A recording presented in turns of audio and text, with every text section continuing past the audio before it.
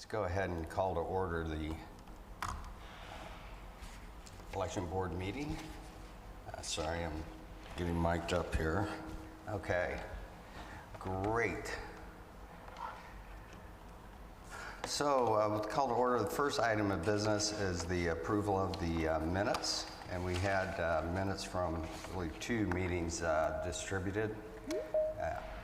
Do either of the other board members have any corrections, comments, additions for the minutes? None. None. Okay, then we can, I guess, get a motion to approve the minutes. I will make a motion to move the minutes for the April election board meeting as well as the special meeting that was held. Okay. I second. All right, it's been moved and seconded. All in favor of approving the minutes, say aye. Aye. Aye. Opposed? All right, so the minutes are approved. The first item on the agenda, as normal, is the clerk's update. So I will turn that over to you, Nicole. Okay. Our early voting is going on and in full swing. I am waiting for numbers as we speak from today, but I stopped at election operations about an hour ago, and they are very enthusiastically hopeful for 300 voters today, but at least as of yesterday, we were roughly at 3.5%.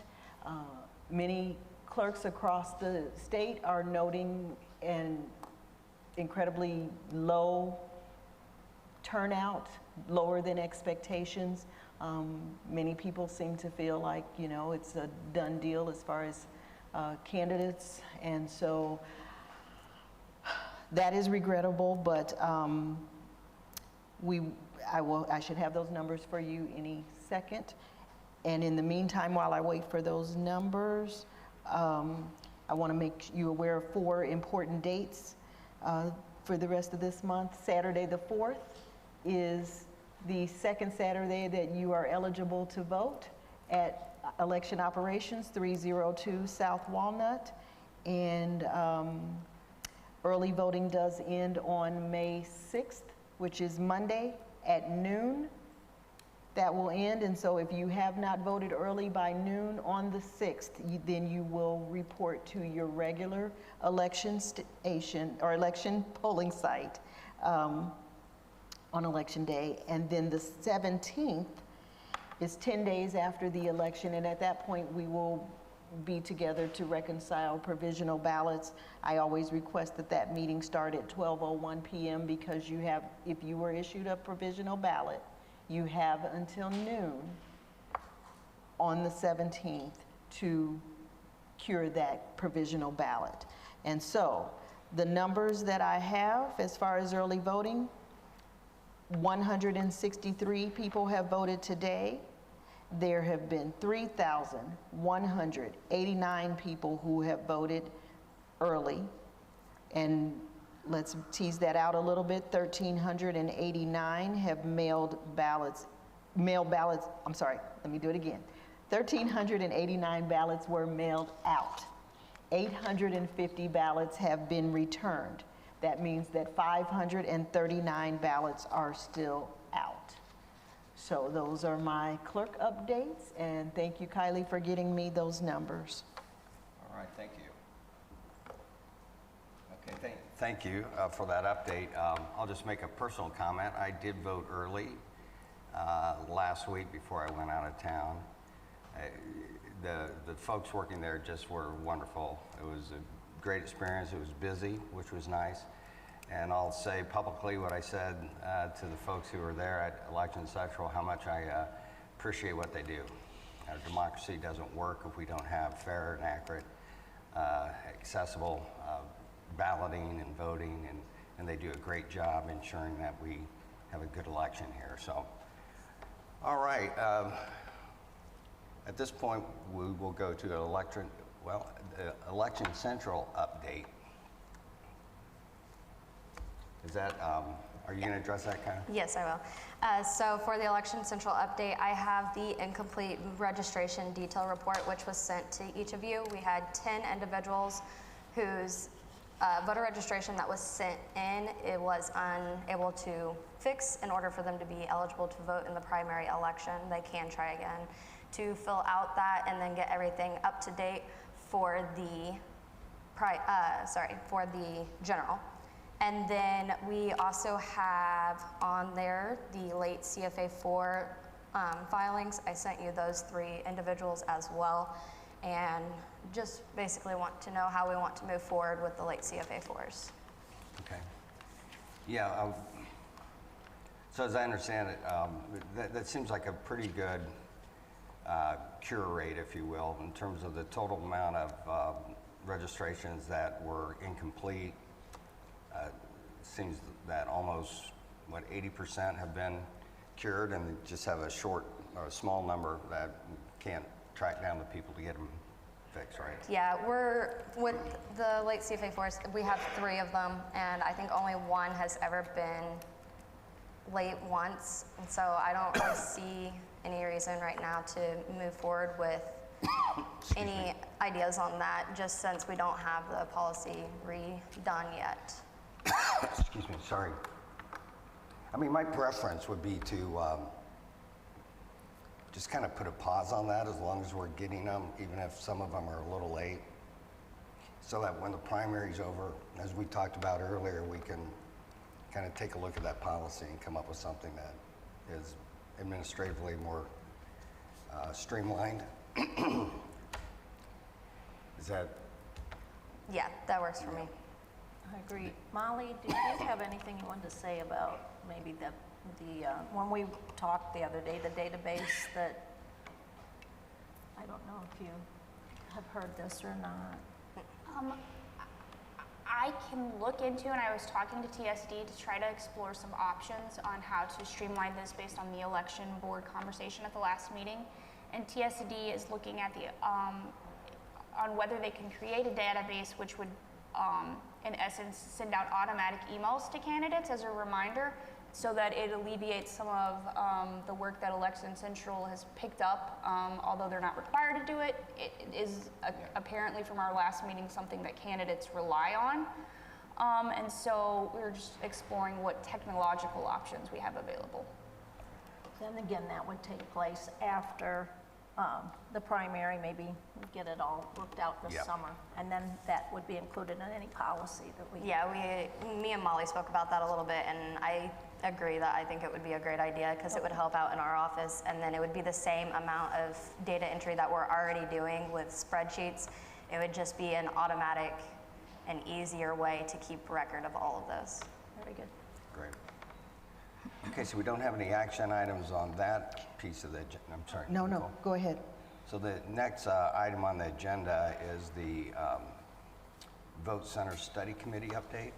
Okay, wait a minute. I did think that you were going to address the incomplete voter registrations. Traditionally, the board has voted to reject we agreed to reject the incomplete registrations because everything has been done. You have the list of those people who their incomplete registration. So in the past, a motion has been made and seconded to reject the incomplete registrations because we cannot accept them. For the primary, for primary For, purposes? yes, their eligibility to vote in the primary. Is that a motion? I will make a motion. Okay. Do we have a second? Second. All right. Any public comment on this item? No? Then let's go ahead and call the vote. So we're voting to... Oh, wait. Sorry. Ashley, did you have something you wanted to say? Oh, okay, go ahead. All right, all those in favor, please say aye. Aye. Aye. Any opposition? No? Okay. Great, thanks for pointing that out. Now we'll go to the Vote Center Study Committee update. My understanding is we have a substitute today for Ms. Ami Gandhi, although I understand Ms. Ami is participating. She's on Teams. I don't know if she's been elevated to a panelist. I don't recognize any of this in Zoom. Okay.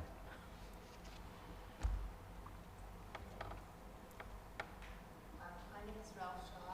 I'm subbing for Ami Gandhi. And she is at least listening in, so Yeah. if it's terrible, she'll let me know.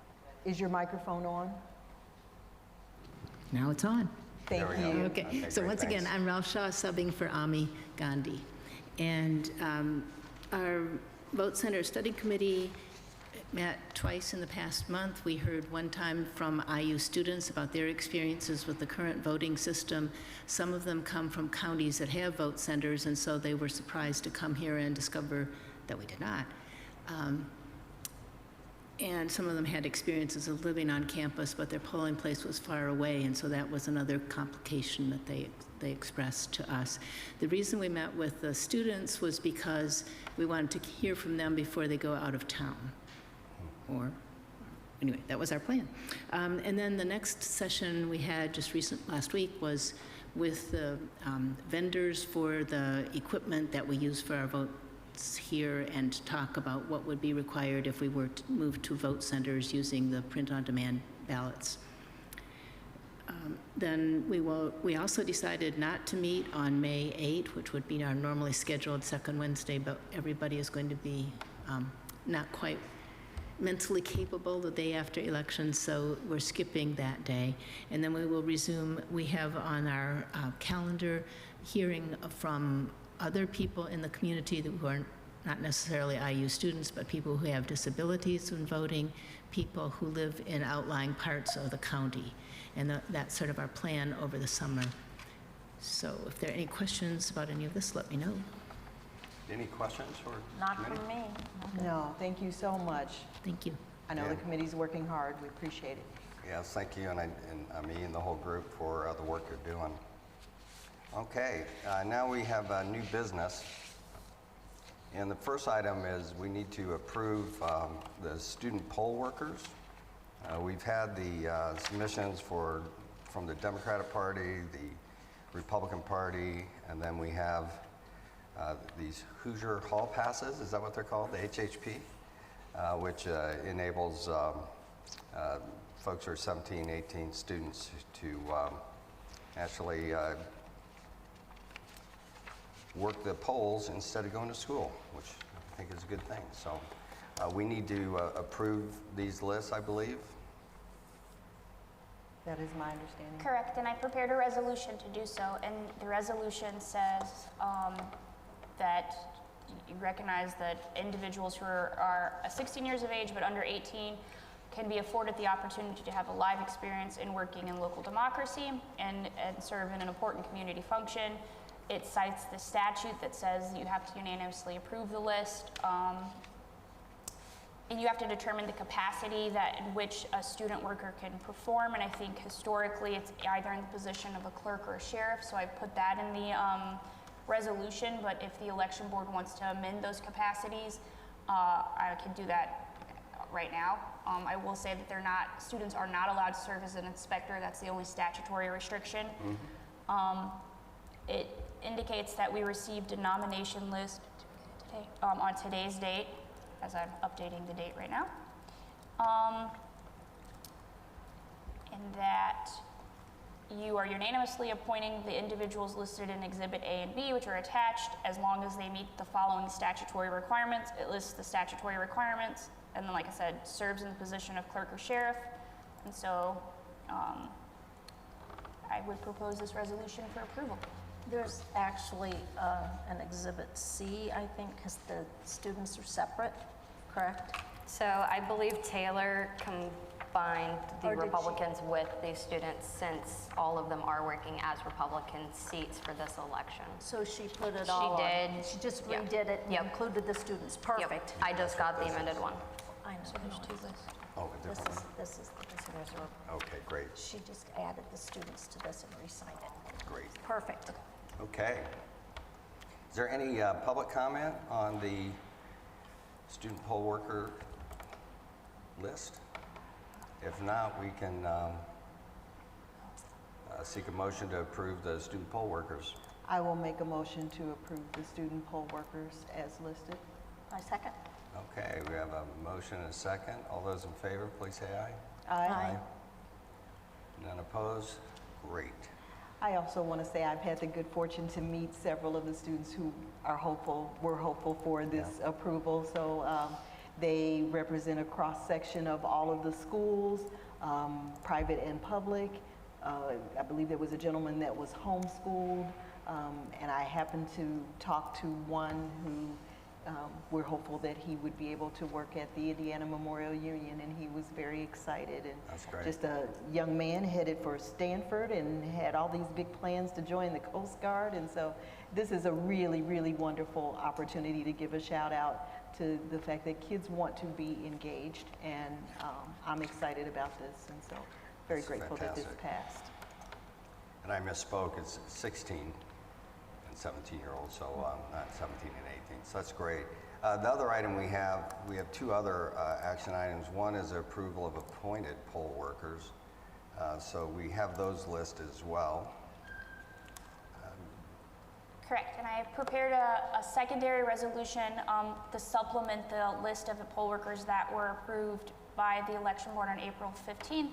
It's the same resolution, I just added that we received an additional nomination list on today's date, and that pursuant to Indiana Code 36611, the election board are appointing these individuals as precinct election officers. Okay, any comments from the board? No, no. Any public comment or folks online? Seeing none, I'll entertain a motion to approve the appointed poll workers resolution. I'll make a motion to approve the appointed poll workers. I will second the motion. Okay, we have a motion and a second. All in favor, please say aye. Aye. Aye. Opposed, none, so that is approved. The last action item, I make sure I'm not misspeaking, There's two more. and that's the last action item, is the set election day workers' pay. Just as a reminder, this is the continuation of some of the earlier actions by the board in concert with the commissioners. The commissioners have approved the new pay scale, and now the election board needs to actually set the pay for each of the positions that are within the range adopted by the commissioners. Correct. And so the resolution that I prepared acknowledges exactly what you just said, that the commissioners amended Chapter 278 on April 24th, that Chapter 278 indicates the election board will set the rates within the range, and then based on our conversation 2 election board meetings ago, or the special election board meeting, I've set the rates that we discussed, which are all now within the range that the commissioners established. The item 1 in the resolution refers to the per diems for election day. Item 2 sets the training rates, and then item 3 sets the meal allowance. Okay, any discussion?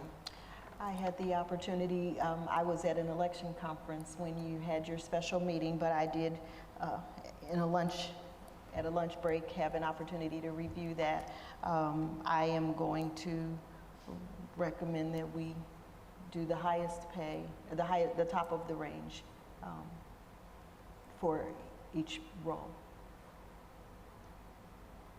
And is that what's in front of us in terms of, what's being recommended? For inspectors, a $200 rate, training $50, meal $25. The judge position is $175 as the rate. The training is $50 and a $25 meal per diem, I guess. For the judges, I'm sorry, that was a judge. For the clerks, $150 for the rate, $30 for the training, $25 for the meals. Sheriff, the rate of $120, training $30, and the meal $25.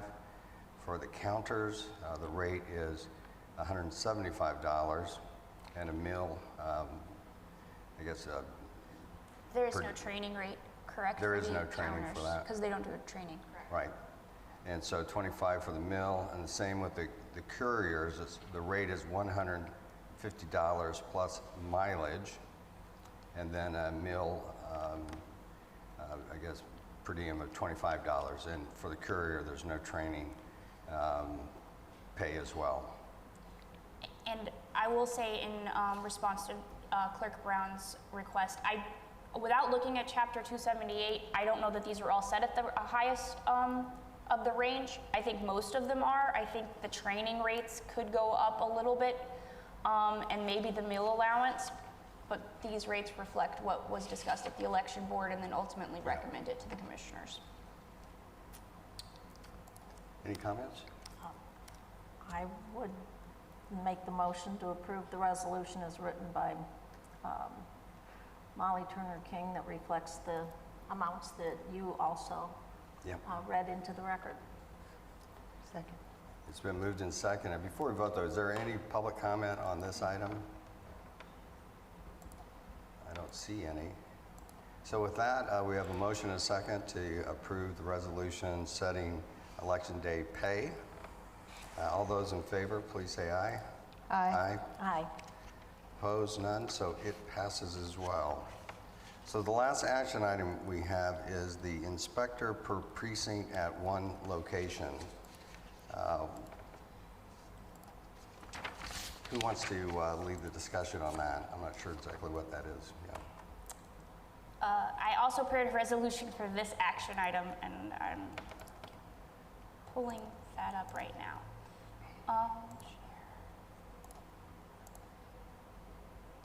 So pursuant to Indiana Code 36638.5, if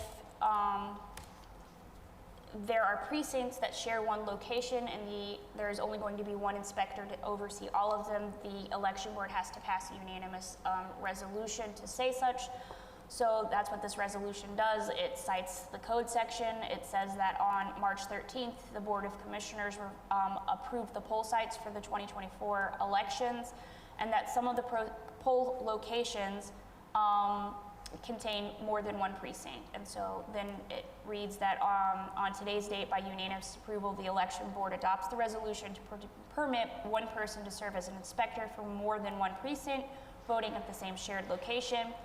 It indicates, it'll attach Exhibit A, which is a list of the approved poll sites, and references that this is the poll sites where there will be more than one inspector. And then it identifies that in the event that an inspector at a shared location is unable or unavailable to perform the duties, the judge would then assume those positions for the multiple precincts. Okay, any comments? No. Any public comment? No? Okay, well then I'll entertain a motion to approve the resolution so that we're in compliance with the one inspector per precinct at multi-precinct locations. Something like that. That sounded like a good motion to me. Okay, it's been moved. Do we have a second? Second. All right, it's been moved and seconded. All those in favor, please say aye. Aye. Aye. Okay, at this point, that is the end of our agenda unless there's any public comment. Oh, we have one speaker. We have a couple speakers. Great. Just please identify yourself and, no, yeah, sure. First of all, I thank you for your time. I'm sorry Misery isn't here because I'm her company. I want to correct some statements that were made by I'm sorry, what's your angry name? I'm sorry. Can you just state your name as well? Cat Reynolds. Okay, thanks. I want to dispute some statements that were made by angry, disgruntled, vicious, bitter woman. Kylie's position in the clerk's office was not through Nicole. I asked Kylie for her resume to turn to Nicole. There was no corruption as far as Kylie being hard. It was done through interview basis. The ballot room that she took the picture of, no ballots were in there. Put a broom in there, it's a broom closet. I mean, you can call it what you want to call it. I'm just disappointed. Instead of her engaging and welcoming the young people that were getting involved into the election, she has judged Kylie because of a previous supervisor, Nothing to do with Kylie. Ashley, same thing.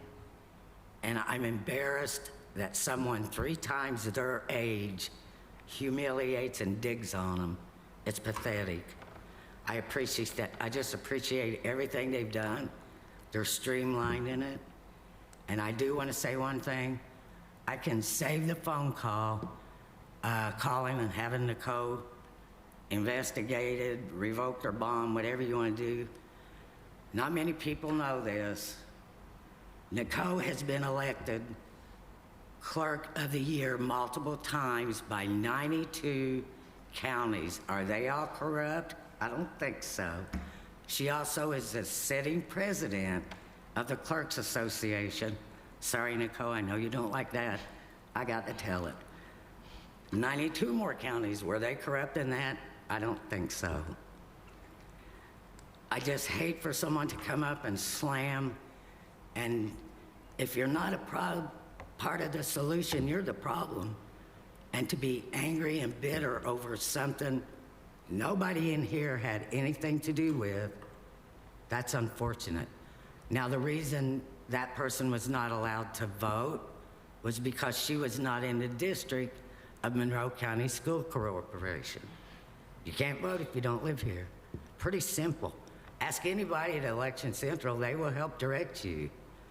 The other point I want to make, to hire into a position as a Democrat, because that was a Democrat position, and then to find out not a Democrat, there's your corrupt, because when you take your bipartisan party, you have 2 Republicans and not a Democrat and a Republican. That's about as corrupt as that can go. I want to thank you all for your time. Anybody that wants to ask me any questions, if I need to draw a picture to explain what I've said, I'm not hard to find. Thank you for your time. Yeah, thank you. I also have to say, if I did not come up and say this, I would have heard about it. Thank you. Thank you.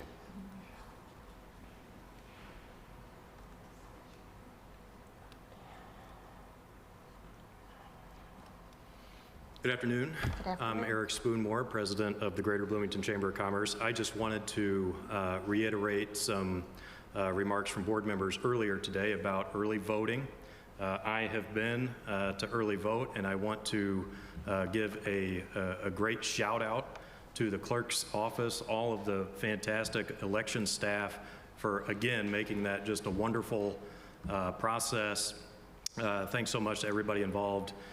And I want to do a call out to the community as well, too, and the business community, to all of our residents. It's important that we vote. We heard today about the cost of these elections. In my former role on the county council, I know very well how expensive elections are to run, and it's important that we invest in those elections and the people that are making sure that the integrity of those elections is there. So, you know, it's not the parties that are paying for the primary elections, it's the taxpayers. And I just want to remind all of our taxpayers, all of our citizens, that get the most out of your taxpayer dollars. Go vote. It takes about 10 minutes to go in there and vote. They make it a very easy process, and make your voice heard. It's important that we participate in these very important civic duties that we have here. So thanks to all of you for your service. Thanks again to the election staff, and best of luck for a great primary election day on May 7th. Thank you. Thanks, Eric. Okay, any other public comment? Anybody online? Seeing none, we are at the end of our agenda, and I would entertain a motion to adjourn. I'm going to make a motion to recess rather than adjourn Thank you. until Monday, the 6th at 4 p.m. at Election Central. My second. Okay. All those in favor, please say aye. Aye. Aye. Okay, great. We are in recess until the next meeting. Sorry. All right, thanks, everybody.